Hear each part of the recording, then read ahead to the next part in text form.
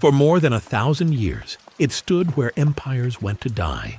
Armies marched toward it with confidence and left in ruin. Kings promised its fall and returned in disgrace.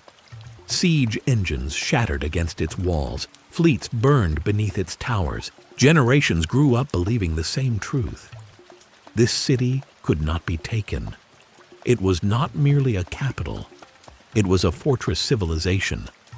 The city was Constantinople, and for centuries it was the most heavily defended urban center on Earth. Its walls were not just stone. They were a system. Layers of fortifications rose one behind another, designed to absorb impact, resist siege engines, and deny attackers momentum. A massive moat slowed advances. Towers provided overlapping fields of fire. Gates were engineered for defense, not access. But the walls were only part of the story. Constantinople sat between two continents, controlling the passage between Europe and Asia. It dominated the sea routes between the Mediterranean and the Black Sea. Whoever held the city controlled trade, diplomacy, and military movement across half the known world. That power made it a target, and it survived every attempt. Persians came, Arabs came, Slavs came, Rus came, Crusaders came. Each time, the city endured. Even when it was sacked from within during the Fourth Crusade, it was betrayal, not conquest, that broke it. Still, the city lived on. By the 15th century, however, something had changed. The world around Constantinople was no longer the same one that had once feared it.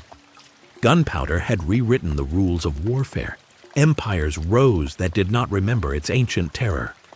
New leaders believed what others had learned the hard way, that no city was truly unconquerable. Across the Bosporus, a new power was rising. The Ottoman Empire had grown from a frontier principality into a regional powerhouse. Its armies were disciplined, mobile, and experienced. Its leadership was ambitious.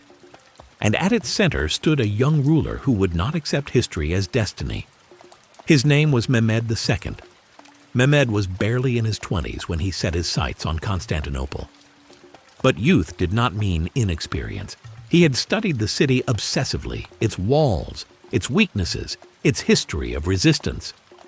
Where others saw impossibility, he saw a problem to be solved. Constantinople, by then the heart of the Byzantine Empire, was a shadow of its former self. Once ruling vast territories, the empire had shrunk to little more than the city itself and a few surrounding lands. Its population had declined. Its economy was fragile. Its allies were distant and unreliable. But its walls still stood, and they were formidable. The Theodosian walls, stretching across the landward side of the city, had never been breached by force. 3 layers of defense, rising in succession, created a killing zone where attackers were exposed at every step. For centuries, these walls had been the final word in siege warfare. Mehmed knew that traditional methods would fail, so he changed the equation.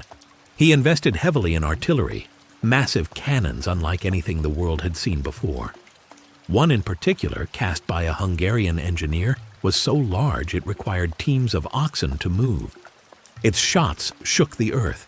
Its sound echoed for miles.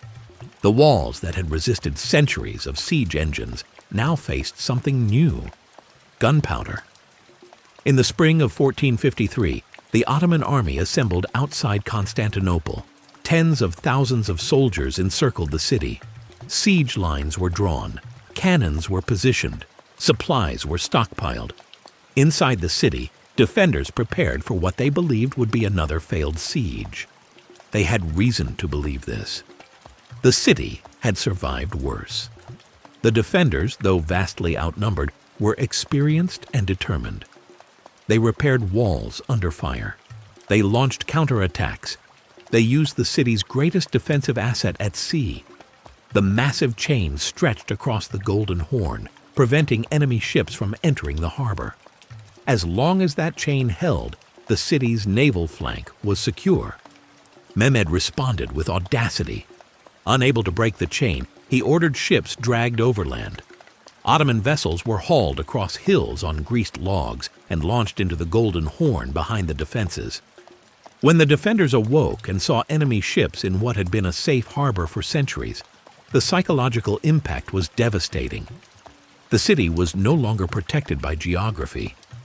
Day after day, the bombardment continued.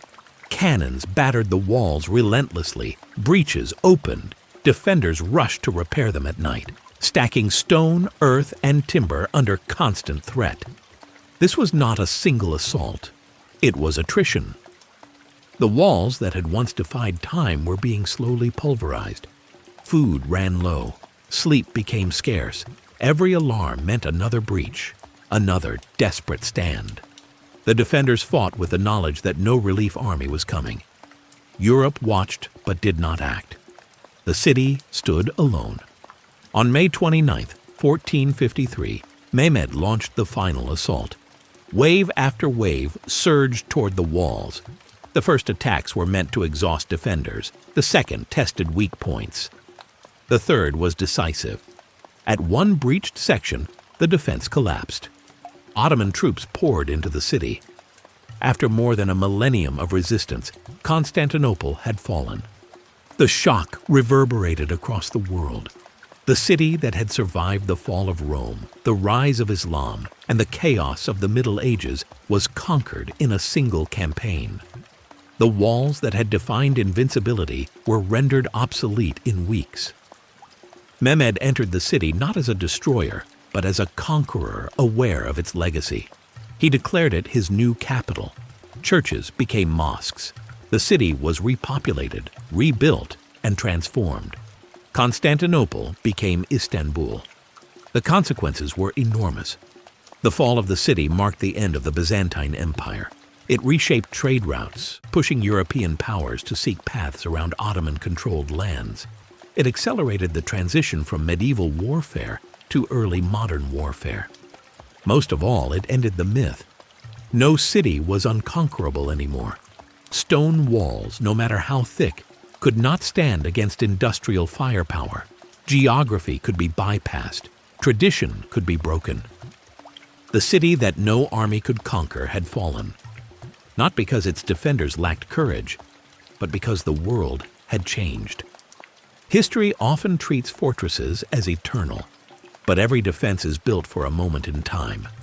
When that moment passes, even the strongest walls become relics. Constantinople stood longer than almost any city in human history. But when it fell, it proved a lesson the world would never forget. Invincibility is temporary, and no city, no matter how legendary, is immune to change.